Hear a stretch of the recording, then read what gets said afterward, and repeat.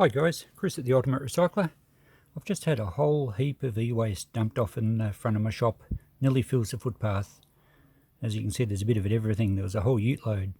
So in this video, we're going to go through this entire load and just show you what value is, what we can get to sell, and there's a pretty good treasure amongst it. Okay, let's start by getting rid of some of the bulk and low value. Printers. These little inkjet printers, no value at all, not worth scrapping, too much plastic, and really the boards aren't worth the effort. The Lexmark's much the same. This Canon one, look, sometimes I'll try and pop the side cover off if it's easy to get to the main board, but really, sometimes I actually find paper.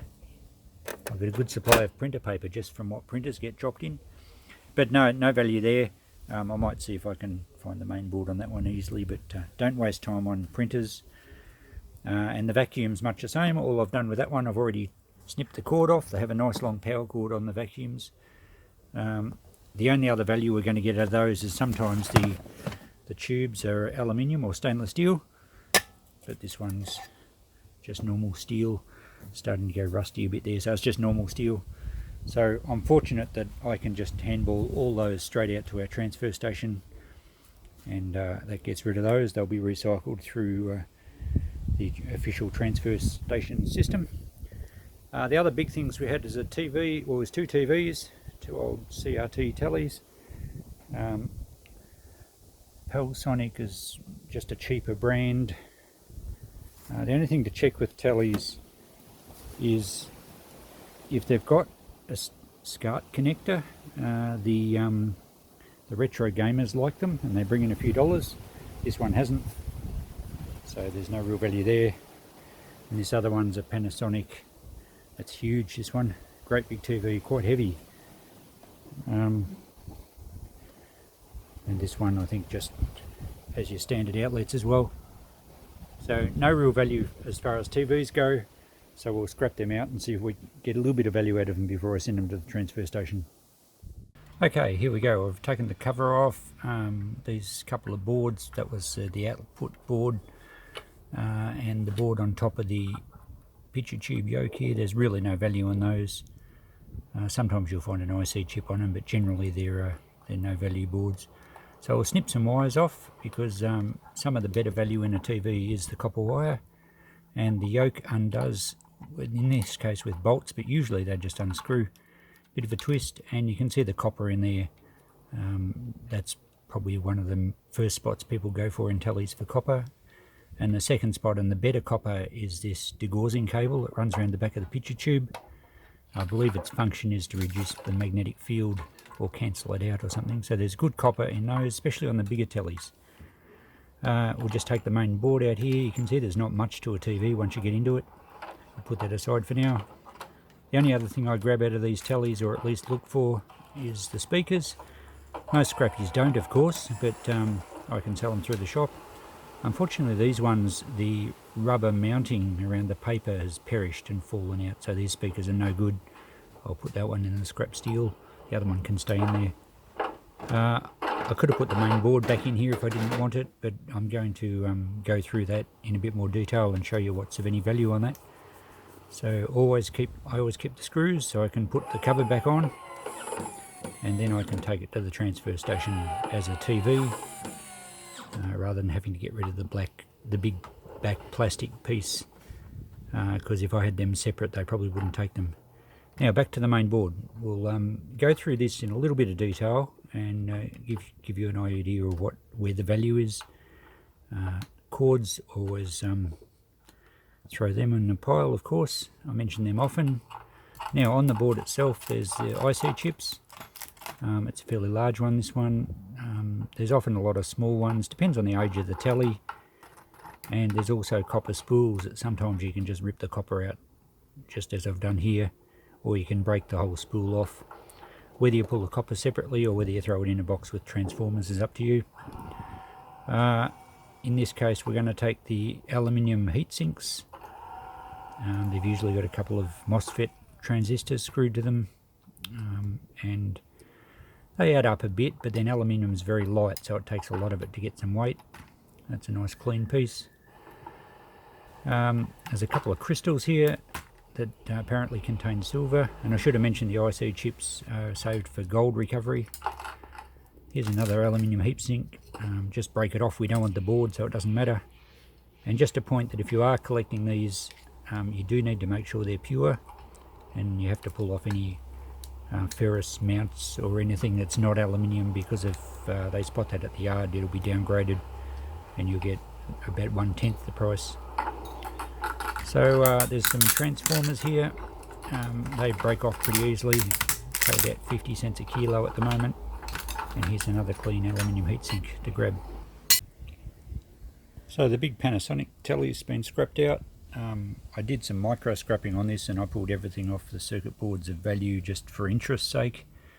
So what we have here is a pile of mid-grade insulated wire, the nice bright copper, or number 1 copper, or Milbury copper. It's called different names.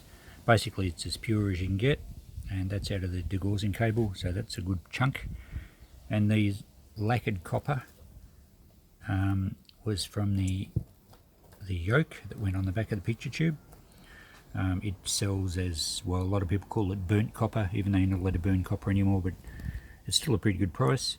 And there's a couple of bits of lacquered copper from some of the on circuit board coils and things. A little bit of tinned copper which runs around the back of the picture tube. A couple of copper heat sinks, not a lot of weight, but it's nice clean copper. Then the aluminium heat sinks, they're extruded aluminium. There's a bit there, but aluminium's so light it doesn't add up to much.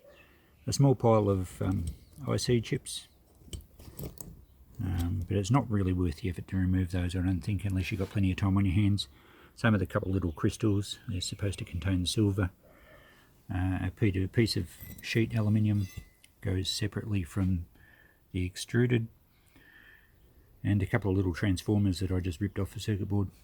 So that's the stuff of any value, plus a little bit of hardware which I throw into jars and sell. And as you saw earlier, the speakers, well, in this case the speakers were no good. I don't normally take tellies apart to this extent, I just thought I'd do it to show you.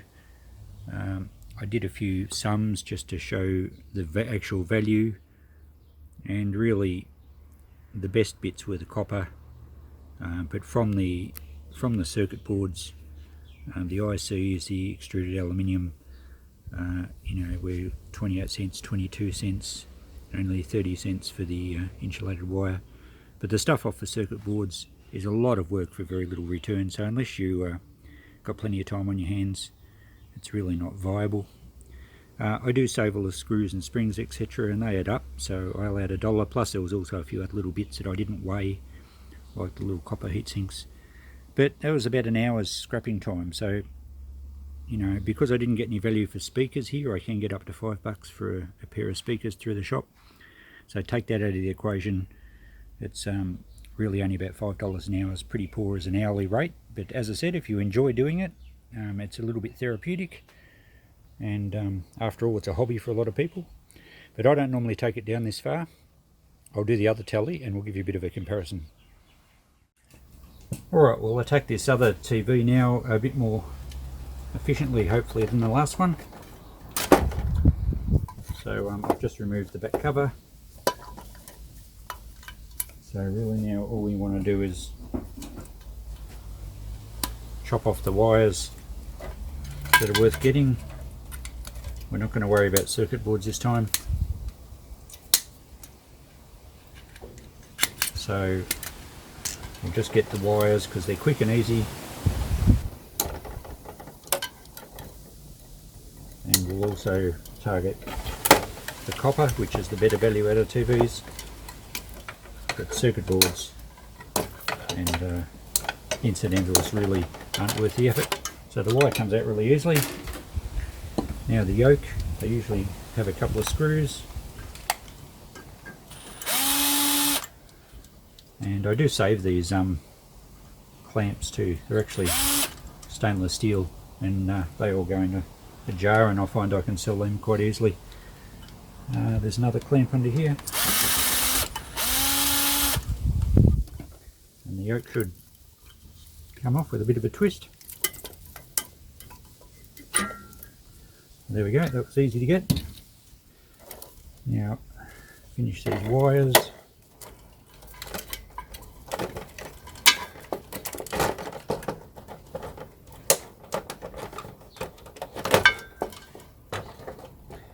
I don't worry about unplugging them from the circuit boards, just clip them off, leave the plugs on the boards. Now I should have mentioned with the other TV that the actual board could have been sold as a low grade board, but I don't worry about that because the value is so low. At the moment they're only paying about just over 20 cents a kilo. So you know, that board weighed, I think it weighed a couple of kilos, so for 40 cents I just don't want to stack them up. They take too much effort to store. It's just a matter of space. You want to be efficient with your space. So I find that I'm only storing stuff that's going to add up to a decent value. Alright, there's our one more clip to undo down here. So there's our better value, the gaussing cable. They're worth stripping because it's such nice copper. So we'll just have a look at this board. Just take the power cord out.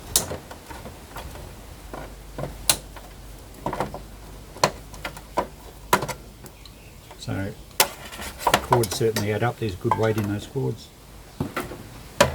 Alright, so the only thing I will take out of here is I always pop the fuses out, throw them in the jar because I find they can sell quite well. There's always people looking for an assortment of fuses. I've just got to get the last of this wire because wire is worth stacking up, and I'll take this this tinned wire that runs around the picture tube because it's easy to get to and copper's of enough value to stack up. There we go. Now I mentioned I do get the speakers sometimes. Let's have a look at one of these speakers, perhaps the one on this side. It's different for scrappers that have no way of selling them. You wouldn't bother taking them out, or if you did, you'd probably just throw them in the steel. Because for anyone that doesn't have a shop, they're very hard to sell, but that's a nice, neat, clean speaker. I'll pull the other one out and I'll try and get $5 a pair of those. I find there's always hobbyists looking for speakers. I sold one recently to a guy that had a sports car, a classic sports car, and there was so little room under the dash, and he just wanted a little flat speaker to go under the dash, and he was quite happy. Threw $5 to me and grabbed a little speaker that I got out of a little, I think it was a clock radio. Just to give you a close-up of this main board, I did rip the main transformer out, a bit of weight in that, and I also grabbed the two main chips just because they will add up to a bit of weight. But I don't want to muck around getting all the little bits off. I'm not going to sell this as a low-grade board because of the fact that it's only worth about 30 or 40 cents and I've got to store it, and it takes a long time to get any sort of value. So it can go back in the tally as to go to the transfer station as general e-waste. Okay, this is an interesting retro lamp that came out of one of the boxes of e-waste I've got. I plugged it in because it looked okay. I did a physical test. The cord looked alright, the plug was okay. Couldn't see any issues with the lamp. So I plugged it in through my mini-pat tester and also had the RCD in line, and it was plugged into a power board. It plugged in and the earth tested okay, and then I went to turn it on through this push button switch, and the moment I turned it on there was a click and everything went off. The power board had clicked out, and I thought that's unusual. So I pulled it apart to have a look, and that's pretty well as I found it. The wires going to the light were totally disconnected. More of a concern actually was the looseness of the earth wire. It's just flopping around there. Even though the earth did test okay, it certainly wasn't safe. But what someone's done before and I don't know why.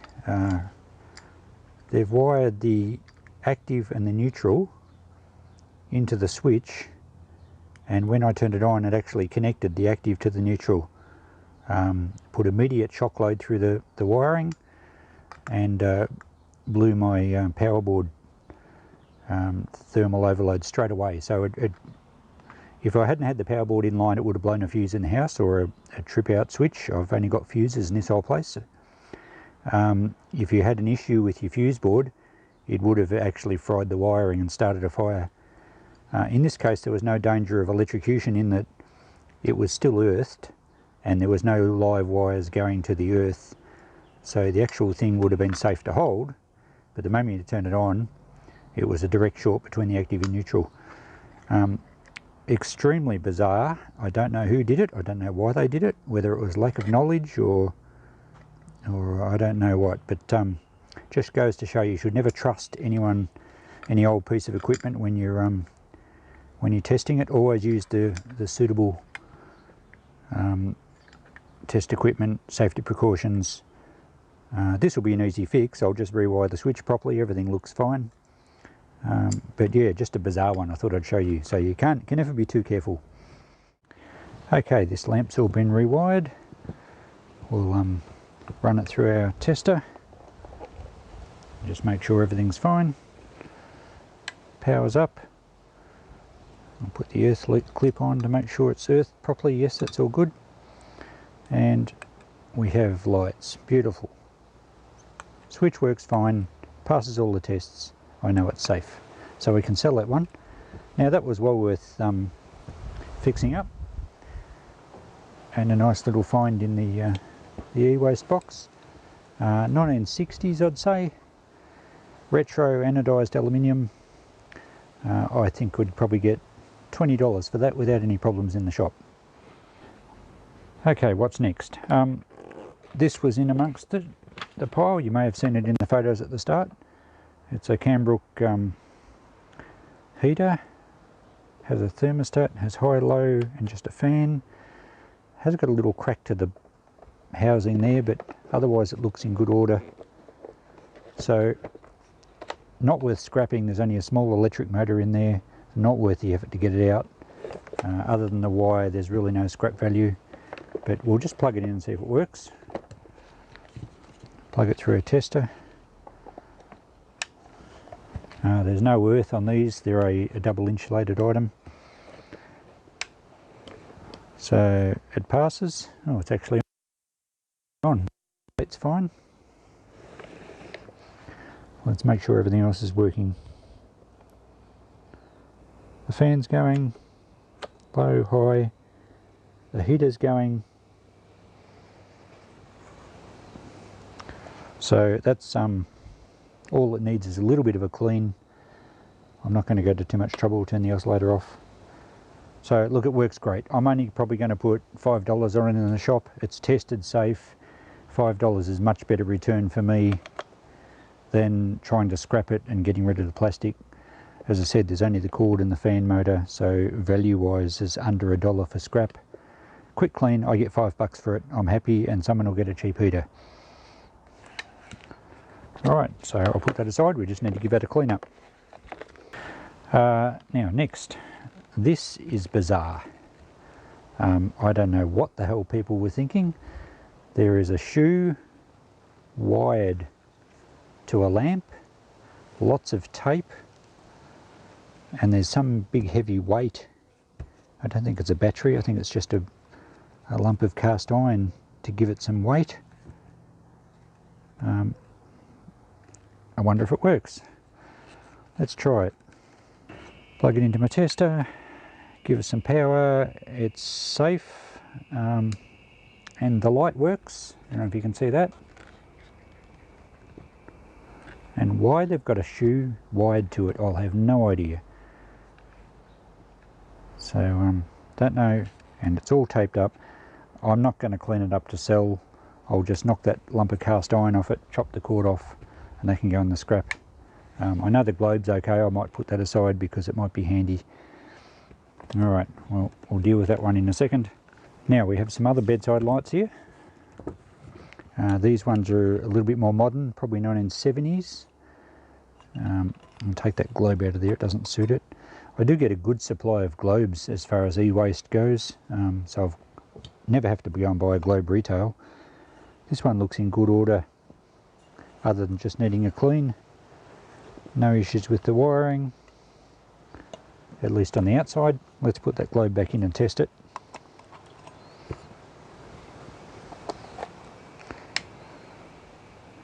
Okay, it passes the tests. It's double insulated, there's no earth wire, and that works. Let's try the other side. That one's already on, that works. Switches feel good. Bit of a clean up, and I'll probably get $10 for that for a retro piece, so some good dollars there. I don't mind cleaning something when I'm making $5 or $10, it's really easy money. Alright, let's whip through some more of the stuff we got. In one of the boxes was these old multimedia computer speakers, very light.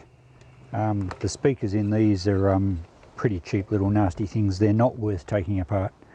So that one's easy, we just chop the cords off,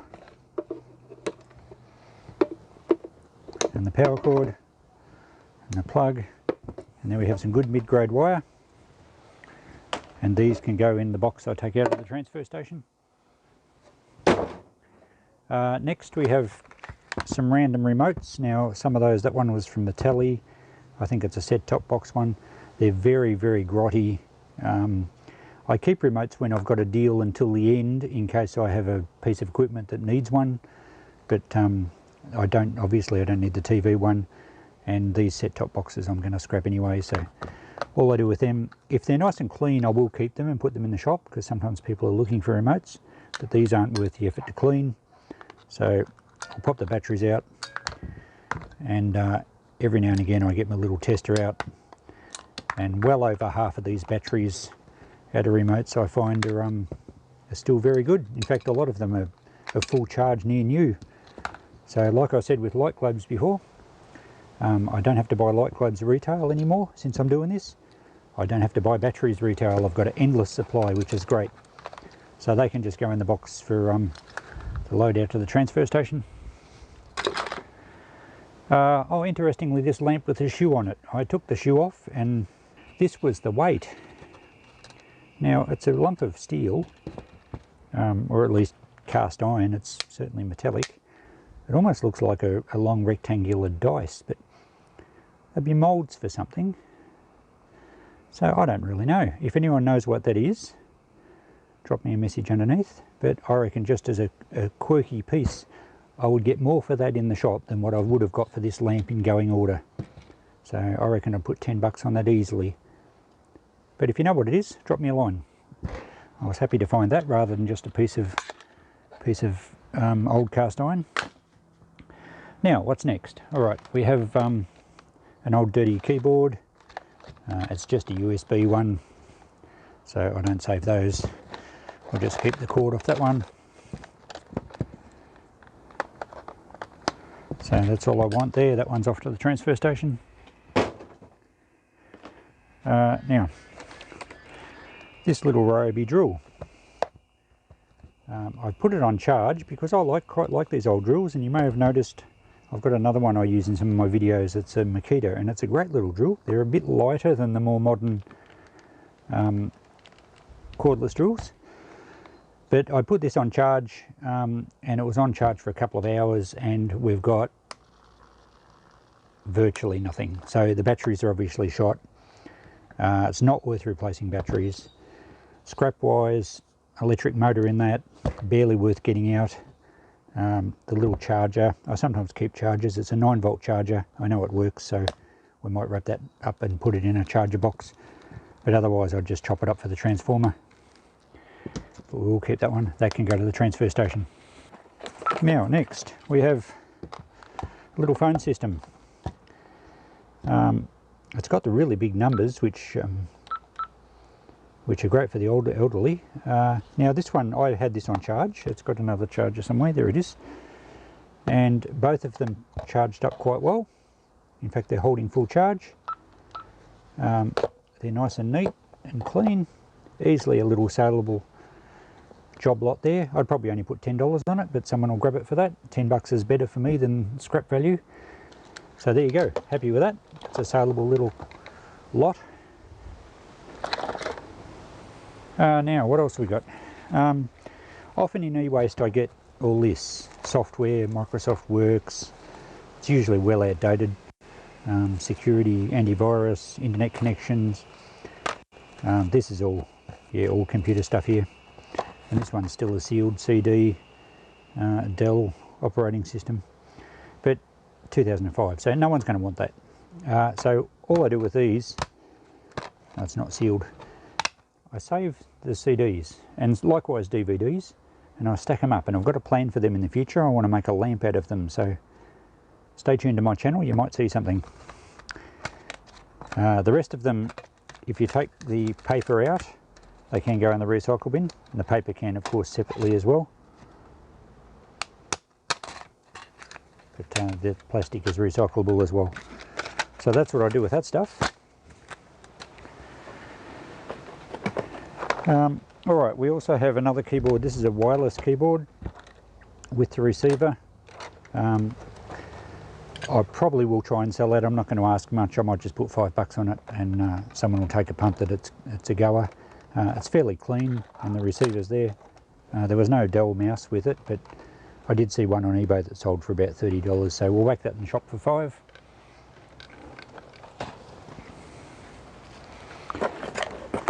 And likewise, this is a infrared receiver for something, I'm not totally sure.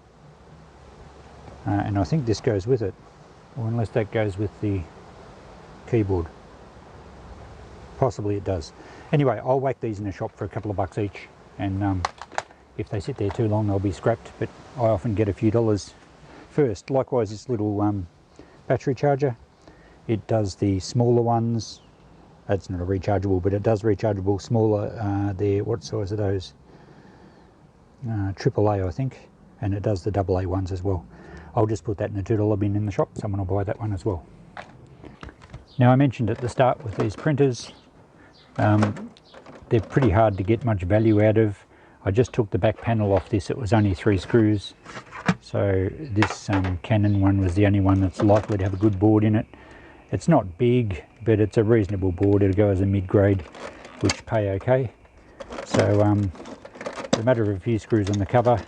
We'll whip this board out, and at least we've got a bit of value, and the rest of it and then go to the transfer station. There we go. So look, it's an okay little board, not a lot of weight, but when it's only about a minute to get into it, it's worthwhile. I don't really want any of those wires, they're just not big enough to make any difference. So they can then go to the transfer station. Now we've got lots of cords to go through, and I've been clipping plugs off, so give us some good value for copper wire. I do keep cords in reserve. These figure 8 ones, I have a box of them in the shop, and I do sell quite a few. I just put $1 each on them. So, but if I get too many, I do start chopping the plugs off. There's no sense having hundreds of them. Likewise, these IEC computer cords, they also suit kettles and various other appliances. I keep a few of those in the shop. I sell quite a lot of those at $1 each too. $1 for one of those is much better value for me than scrap. It's probably worth, I don't know, 5–10 cents for scrap. But again, if I get hundreds of them, I'll just process them for scrap. But I do sell quite a lot through the shop. Another cord, the older VGA monitor cords. I don't know if many things computer-wise use these. I keep a couple in the shop, and occasionally someone buys one, but most of those gets chopped up for scrap as well. Mice, there was a few mice in this deal. The Microsoft one I'll probably keep. I have a box in the shop just for $2 each. I don't generally keep mice unless they're more modern ones, but a branded Microsoft one someone might be interested in, so they can go in the shop. A couple of dollars is better than me just chopping the cord off. So let's whip through a little bit more of this. We're getting towards the end of it. Some kitchen appliances were in this box. Very grotty, as you can see. No one's going to want them. It's not worth cleaning them up. And you know, you can buy a brand new toaster for about $10 these days. So these are easy, no decisions to be made. I just take the cords and throw them in the box down there, and these two can go to the transfer station. Now we have some phones. Now these are a little bit dirty, mainly just dusty. And I've never had a phone, I don't think I've ever had a phone that actually doesn't work. They seem to be pretty good as far as reliability goes. So as long as there's no damage, I'll clean those up and sell them. I'll probably only put $5 each on them just to cover my time to clean them. But I find they sell well. There's people these days looking for phones as an emergency backup because most of your other handsets rely on having electricity, and if you have a power blackout due to emergency or anything, it's nice to be able to use one of these, particularly if your mobile goes flat. So they'll clean up. Now we also have a couple of new items here. This is just a little mini cassette, digital video cassette. The only reason I've put it aside is it's still sealed. So I'll check eBay and see if they're worth anything. It might just go in the shop for a couple of dollars, but it's too good to throw out. And this box here is a word spell checker and language translator, and it looks new. Yeah, it looks brand new. Not turning on, but there's a plastic strip to pull out. So yeah, it's never been used. So I don't think it's anything fantastic, but too good to go to rubbish or even recycling. There we go. That's got to be at least $5 in the shop. So that's a good score. Now we have a bit of vintage stuff, and I like getting vintage stuff. This old electric kettle. It's a Speedy electric jug. It needs a wash up, of course. Still got the element in it. Probably still works. Got the cord with it. I'm not going to check this electrically because people just buy these as a collectible. So I'll wash it up and put it in the shop for $10. No problems at all. KitchenAlia is very popular. This one's a Sony dynamic microphone. Really cool design. Probably a 1970s one. So vintage electronics are popular. Doesn't really matter if it works or not. I've got no way of testing it, but I reckon I'll probably put 10 on that. People buy vintage hi-fi gear all the time. Now this one, 1960s, a classic ladies hairdryer. So it probably works. But I did notice it has got a bit of an issue in that something's melted in here. I'm not exactly sure what's going on there. It looks like it's come from inside. And it's very sticky, so I don't think I'll worry about that. I've seen these in pretty good order get reasonable dollars. So I might just do a bit of checking on it, but with that mess at the back I don't really feel like cleaning up. It's sticky. The case, the latch has gone off the case too, so we might just scrap that one. What else have we got? Just about at the end of it, I think. A couple more things to scrap out. There was a modem and a couple of set-top boxes. Obviously been in the shed or been in the rain or something. Even in good order, these set-top boxes, I struggle to get $10 for them now, so I'm not going to go to the troubles of cleaning them up and scrap them out. They've got a reasonable board in them. And this power board, again, it's very dirty. It's probably been in the shed. They've got some good brass sort of strips in there, so I'll scrap that out just for the brass. And the cord's been chopped off anyway, so no option with that. But if they're nice and clean, I put them on my tester, and as long as they test out okay, I seem to get $5 for them pretty easily in the shop. Anyway, we'll scrap those things out. We're just about at the end of it. I've got a whole box full of wire, and I think there's one or two more items inside to get yet. Okay, coming to the last few items from this e-waste haul. There's yet another retro bedhead lamp assembly, 1960s, anodised aluminium again. Pretty clean, this one. It's got really long cords. In fact, they've got two separate plugs. But don't think it really needs. Oh, it needs a new collar on there because the heat from the globe breaks the plastic down and they go brittle. That one looks okay. So I'll tidy that one up and give it a test. Nice sort of metallic green. I reckon we get $20 for that once it's tested and got a couple of globes in it. And here we have a 19-inch Dell computer monitor. I'll check it to see if it works because it's a pretty cool monitor, this one. Even though they're, you know, getting back a bit in years, computer stuff outdates so quickly. But it has got a really cool adjustable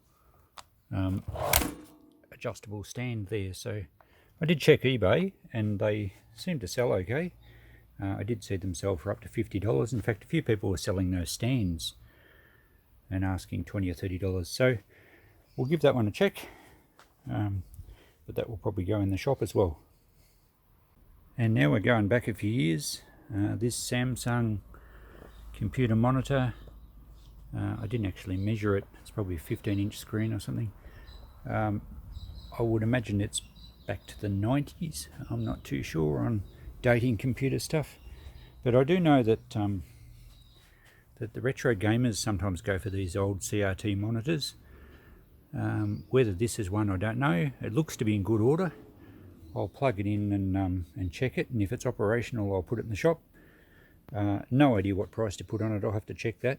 But you know, apparently there's pretty good copper yokes on the back of these things too. So if it's not worth selling, I'll scrap it. But I'd rather check if it has a market first. And I think we've just got two more items to go through. This compact PC is in the pile. It's nice to get a computer. Doesn't look like we're going to get anything out of here useful. The hard drive is 40 gig, but it looks to be all there. A couple of slot cards. There'll be some RAM in there somewhere, I guess. There's a DVD drive.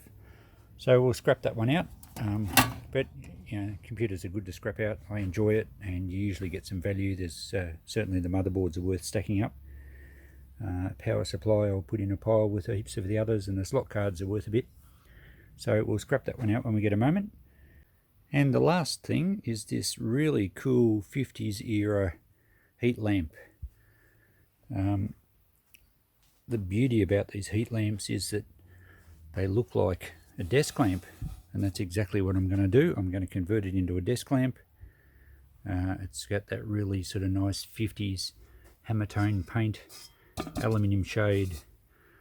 I'll be rewiring it anyway, so that's fine. Good sturdy base, and it won't take much to modify that to take a globe, and that's going to be a really nice piece. It's sort of that mid-century industrial look, and I'm sure that will sell well in the shop. So before I finish this video, I'll do that one and give you a look at it, and then I'll give you a list of prices of everything I've talked through. Everything say $5 or better, and just to give you an idea on what this deal is going to add up to. And really, as I said, it was all e-waste, it was all rubbish before the e-waste system came into play. People just sent it to landfill. So not only are we saving that, but I'm actually making a living doing this, as well as other second-hand deals, of course, with my shop. But it just gives you an idea where the value is. And just to finish off, there's all the cords. I've chopped off everything that wasn't worth saving. I teared those scales before, so with the container, so that's around 3 kilos of cords. Now this PVC coated copper wire sells, depending on the price of copper, at the moment this sells for around about $2.30 a kilo. It depends to what yard you take it to, but even at $2 a kilo, there's $6 worth of copper. You can see how quickly it adds up. So I bag all that up and I'll take some to Melbourne when I get a chance. So there we go. I'll finish this video off with a list of everything, and you can see what sort of value it ends up being. And just to finish off this video, here's my beautifully restored heat lamp into a desk lamp. I've rewired it with a vintage cord. I've included an earth. I've given it a quick spray with clear lacquer, and I've got a 60-watt globe in there now, and it looks great. I reckon it's fantastic. Easy job to do, and I've done a separate video on the actual restoration job there, so I'll put a link underneath. I'm not sure if this video will come out first or whether I'll put that one on, so keep an eye out. Now, just to finalise this deal, here's a list of all the stuff I went through and tallied up the prices that I've mentioned. Most of them are pretty cheap to sell quickly, and I put $95 on that industrial desk lamp. That one probably won't sell super quick, but I'm sure it'll sell, so I'm very happy with that. I'm tempted to keep it myself, but I can't keep everything. I put $30 on the CRT monitor. That did work really well, and it's quite a vintage one in good order. I'm not sure how long that'll take to sell, but they're getting harder to get now because everyone threw them out. The Dell monitor turned out to be no good. It had a cracked screen, but the stand I've put $10 on, and all the other items as we went through the video. So $245 return. Yeah, a bit of work to sort it out, but I'm doing it because I like collecting the e-waste and scrapping things out, so I haven't included any of the scrap value. And there's a little bit of time involved, but I reckon I'm on a pretty good hourly rate selling them at that price, so very happy with this. Keeps it out of landfill, gives me some money in my pocket, and I enjoy it. It's a bit of a hobby doing this e-waste, so how good's that? Thanks for watching. Look out for me in the next video.